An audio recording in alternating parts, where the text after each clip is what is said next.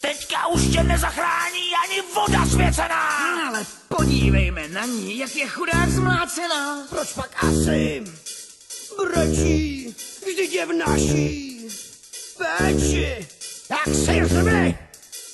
Slzy už nic nevyzraší, spíše nás to jenom těší zahej. Ať nemá naději. Ha! Tohle zvíte, co tu leží, že prý byla krásná líc. Že prý krásná, no to stěží. Chci hezčí ještě víc.